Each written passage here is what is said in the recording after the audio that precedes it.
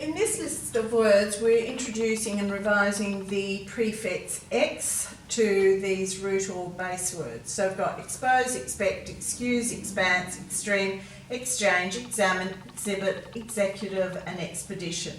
So you can see from my highlights that we're actually drawing your attention to quite a few revision rules in this list too. So you know that you can, the E at the end of a word may make the previous vowel make its long sound, but not all the time. So down here in executive, the only reason there's an E on the end here is to show that English words can't end in a V, so we have to put an E on the end. Now, quite frequently, SE will make, and the end of a word makes the S make it Z sound, so you do have that happening too. Now you know here when you have GE, it's forcing the G to make it soft sound J, so there's a bit of revision there. Now the shin sound at the end of a word is commonly represented by T-I-O-N, so if you hear shin, you know it's going to be T-I-O-N there, so the T-I is making the sh sound. We don't like to use SH in the middle of words, that's why we're using the T-I there. Okay, let's go through and look at what each of these words mean. So, expose means to reveal something, expect means something is likely to happen, and there's a saying which incorporates this word.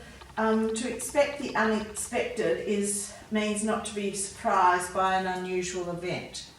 Excuse or excuse, you could say either way, is to seek to lessen the blame or to try and justify something. And expanse is a wide, continuous area. Now we've got the E on the end here, but it's not making the S make its sound. It's just to show that it's singular in its intent. And if you want to make it expanses, there are many vast expanses in the Central Australia, you'd put an S on the end there. So extreme is the highest degree. Exchange means to swap. Examine means to inspect something. Exhibit is to publicly display. Now an executive is having the power to put plans or actions into effect. It can be a person with senior managerial responsibility in a business as well. Now an expedition is a journey undertaken by a group of people with a particular purpose, and if someone says they're going on a fishing expedition, it may not mean what it sounds. It can also mean, apart from going on a fishing expedition, it can also mean a legal interrogation to get information.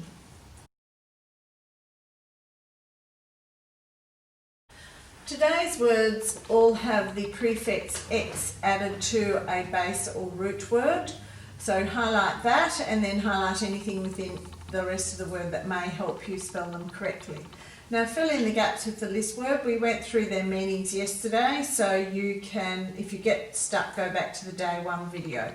But you need to know the meanings of these words to be able to place them in the sentences correctly.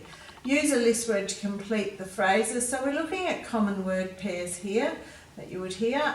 Complete the expression, then provide a definition. Once again, we discussed both these expressions yesterday and what they mean. So a synonym is a word that means the same as the three given words. So you've got to choose a list word that goes with each of those words. Use in a sentence. We want to see if you can use expanse and expedition in one sentence and extreme and expose in the other sentence. This list of words is where we're adding the prefix X to a root or base word, so it's quite easy, but it's the rest of the word that forms the difficulty. So first thing you have to do is go through and highlight 6 of the words above that are verbs. So just use any colour you like to do that. And then you're going to write those 6 words on the lines and then fill in the gap with the verb in the correct tense. So you've really got to look at what the tense of each sentence is. If it's in the present, past or future tense, how are you going to form that word to make it make sense within the sentence. Now make the new word, then use it in a sentence. So you're going to go from extreme to extremely, expansive, exhibition, examination. So you've got to form the word and then use it in a sentence. Down here, you're going to make the list word into a verb. So take note of what you're doing to the end of each of these words to form a verb, and write the word on the line and then use it in a sentence. So you're going to have execute, expedite and expand. I often tell students that open and closed syllables is going to be the best thing you can learn in reading and writing words. So the reason being is when you know open and closed syllables and how to form them, then you can practically write any multisyllabic word. So multisyllabic words are often easier to spell than monosyllabic words, meaning mono meaning one, multi meaning many syllables. Why? Because the phonics are simpler and the spelling tends to be more basic. Hint: if choosing between synonyms, larger words tend to have more straightforward spelling. So if your spelling is weak, go for writing longer words. How? When you're writing a story and finding it difficult to spell a word, count the syllables and draw a flow line for each one. So this, if we say dinosaur, we've got dinosaur. These are the flow lines. So, what are the rules? These are controlled by the vowels. So, if you have a long vowel, you're going to leave the syllable open. So it means the syllable is going to finish with the long vowel sound. There's no brick wall, nothing stopping it from growing into that long sound. So I, N, O are both long vowel sounds. So if you have is the vowel long? Yes, leave the syllable open. If the vowel is short, we close it with a consonant. Now, when you have any vowel with an R, it forms a long vowel sound. Long vowel sounds include R-controlled vowels. So dinosaur is quite easy to spell if you know that. You just got to know that tricky or sound. So where are the breaks? After a short vowel, you need to close the syllable with a consonant. If there's a double letter, you split the word between the two letters if you've got a short vowel. After a long vowel, separate the word after the vowel.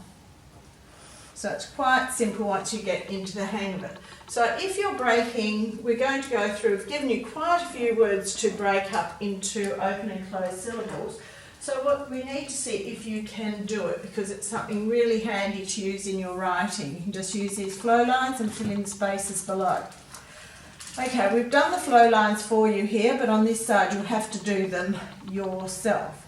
So if you look at the word abandon, so A is a long vowel sound because it's saying its name, A, and it goes for a long time. That's what makes it a long vowel sound. So when they say their names, such as A, E, I, O, U, you can hear they're all going for a long time.